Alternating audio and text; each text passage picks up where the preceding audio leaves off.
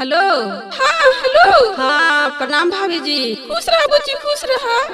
और बताओ अपना ससुरारी का कहानी। का बताई भाभी जी, बहुते परेशानी बा। ला हाय सुन ली।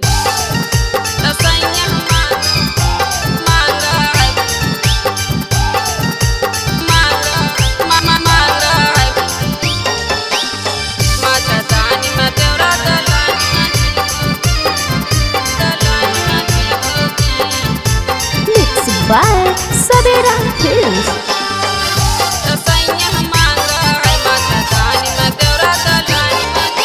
जब से कहलो कन्यादान बढ़ल परेशानी है भौजी। जब से कहलो कन्यादान बढ़ल परेशानी है भौजी। तसैया मांग है मच्छरदानी में देवरा दलानी में है भौजी। तसैया मांग है मच्छरदानी में देवरा दलानी में है भौजी। जब से कहलो कन्यादान बढ़ल परेशानी है भौजी। जब से कहलो कन्यादान बढ़ल परेशानी है भौजी। तसैया मांग है मच्छरदानी में देवरा दलानी में है भौजी। तसैया मांग है मच्छरदानी में देवरा दलानी में है भौजी। मांग है मच्छरदानी में देवरा दलानी में है भौजी। दलानी में है भौजी।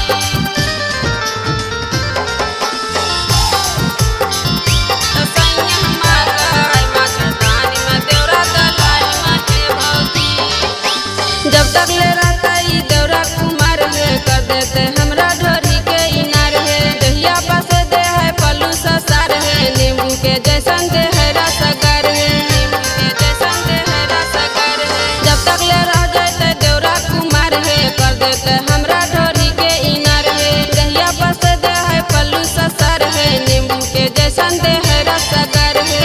रसगर है कटल चाहा है हमरे संगे चानी है भौजी। कटल चाहा है हमरे से चानी है भौजी। तसैया मांग है मच्छरदानी में देवरा दलानी में है भौजी।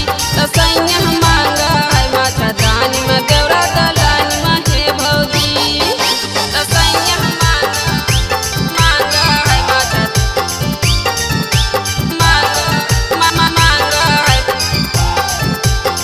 मच्छरदानी में देवरा दलानी में है भौजी। दलानी में है भौजी।